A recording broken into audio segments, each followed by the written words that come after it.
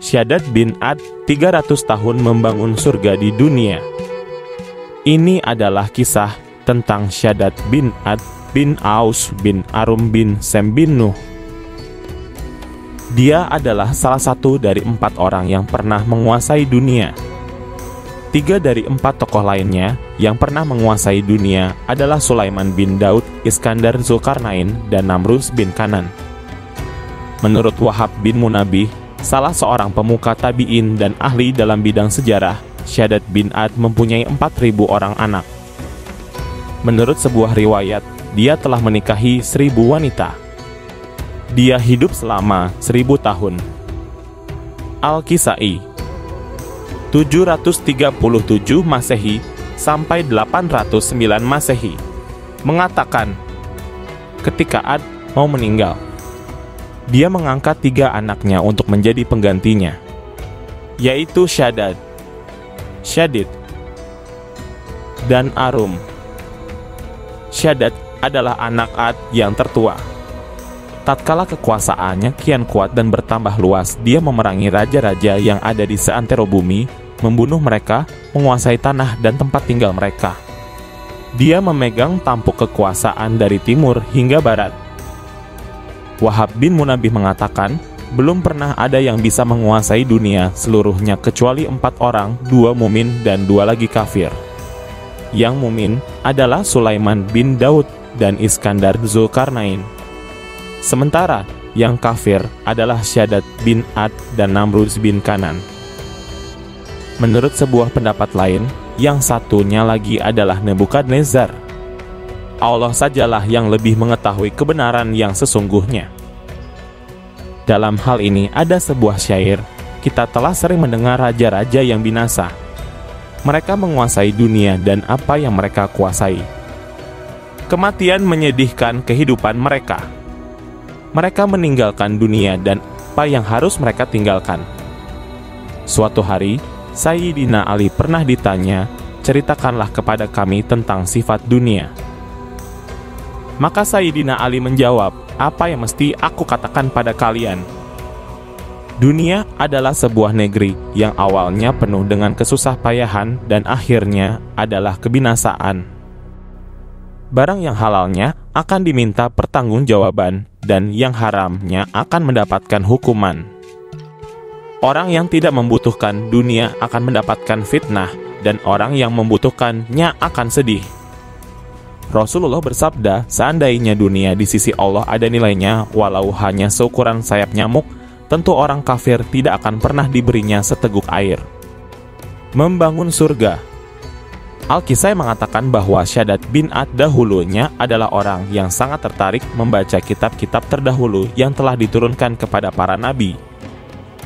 Setiap kali dia mendengar tentang sifat-sifat surga, dirinya merasa senang.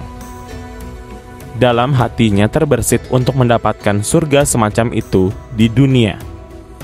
Lalu, Shaddad bin Ad memerintahkan salah seorang menterinya untuk mengumpulkan orang-orang pintar dan para arsitek. Dia menyuruh mereka mencarikan tanah yang luas, udaranya baik, dan banyak sungai serta pepohonannya. Dia ingin mereka membangunkan surga yang besar untuknya. Berangkatlah sang menteri beserta pasukannya yang pintar-pintar.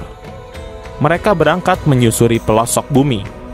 Tatkala mereka sampai ke daerah Aden yang ada di pinggiran Yaman, di sana mereka menemukan tanah yang cocok dengan kriteria yang diinginkan Shaddad bin Ad. Setelah itu, Shaddad bin Ad mengutus tukang bangunan dan para arsitek ke sana. Mereka berkumpul di tanah itu lalu mereka mengatur-atur dan membatasinya menjadi pola 4 sisi. Lingkaran tanah itu berukuran 4 farsakh. Setiap sisinya berukuran 10 farsakh. Ketika para pekerja itu telah menggali fondasi kota tersebut, di sana mereka telah mendirikan pagar dari batu pualam yang diberi lukisan berbintik-bintik. Sisi-sisinya telah selesai, setengahnya mereka kerjakan. Hal tersebut mereka laporkan kepada Shaddad bin Ad. Mendengar laporan tersebut, Shaddad bin Ad berkata kepada para menterinya, tidakkah kalian tahu bahwa aku telah menguasai dunia seluruhnya? Para menteri menjawab, tahu paduka. Dia berkata, aku ingin kalian membuat semua bangunan ini dengan emas, perak, permata, mutiara, yakut, minyak kasturi, kafur, zafaron, dan perhiasan-perhiasan indah lainnya. Maka, atas perintah itu, mereka mengumpulkan barang-barang tersebut dari tiap penduduk.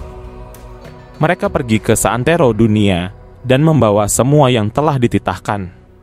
Orang-orang mengerjakan semua itu dengan tabah.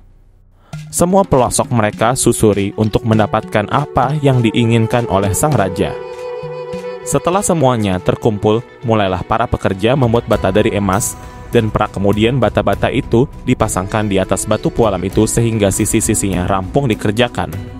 Setelah mereka merampungkan pembuatan pagar kota itu, mulailah di tengah-tengahnya mereka bangun gedung yang bahannya hanya terbuat dari emas dan perak. Untuk bangunan itu, tiang-tiangnya mereka buat dari zabarzut hijau dan yakut merah. Gedung itu mereka percantik dengan pepohonan yang terbuat dari mutiara, yakut, permata, dan sungai yang mengalir. Di sekitar gedung ditebarkan minyak kasturi, ambar minyak wangi dari ikan, dan kafur. Semua itu mereka bangun dengan kreasi yang menakjubkan dan sempurna yang tidak akan ditemukan bandingannya di dunia ini, bahkan setengahnya pun tidak. Al-Kisai mengatakan pembangunan kota itu memakan waktu 300 tahun. Setelah pembangunannya selesai, raja memerintahkan kepada para menteri, pembantu, dan punggawaannya untuk memindahkan perabot dan wadah-wadah yang megah ke sana. Perintah itu mereka kerjakan selama 10 tahun. Setelah mereka selesai, Raja Syaddad beserta seluruh wanitanya, pelayannya, menteri, pembantu beserta wanita-wanitanya, dan para punggawanya berangkat ke sana dengan menggunakan tunggangan yang berpelanakan dari emas yang sempurna hasil kreasi para arsiteknya. Ketika mereka sampai ke pintu kota itu dan raja ingin masuk ke sana terlebih dahulu, tiba-tiba ada satu malaikat yang diutus oleh Allah kepada Syaddad. Malaikat itu berkata, "Hai Syaddad, jika engkau mengakui keesaan Allah, maka aku mempersilahkanmu untuk masuk. Akan tetapi, jika engkau tidak mau mengakuinya, maka pada saat ini juga aku akan merenggut ruhmu." Mendengar itu, Syaddad menolak atau ia lebih memilih ingkar kepada Allah dan mendurhakainya. Oleh karenanya, malaikat itu berteriak kepada mereka dengan sekali teriakan sehingga mereka semuanya mati. Akhirnya, tidak ada seorang pun dari mereka yang masuk ke kota itu. Wahab bin Munabih mengatakan, di muka bumi tidak pernah ada sebuah kota yang seperti kota itu. Allah berfirman, apakah kamu tidak memperhatikan bagaimana Tuhanmu berbuat terhadap kaum Ad, yaitu penduduk Iram yang mempunyai bangunan-bangunan yang tinggi yang belum pernah dibangun suatu kota seperti itu di negeri-negeri lain. Al-Quran Surat Al-Fajr ayat 6 hingga 8. Kisah di atas ditulis Syekh Muhammad bin Ahmad bin Iyas tahun 1448 hingga 1522 yang diterjemahkan oleh Abdul Halim berjudul Kisah Penciptaan dan Tokoh-Tokoh Sepanjang Zaman. Syekh Muhammad bin Ahmad bin Iyas adalah salah seorang sejarawan Mesir yang paling penting pada zamannya. Ia adalah saksi mata invasi Ottoman ke Mesir.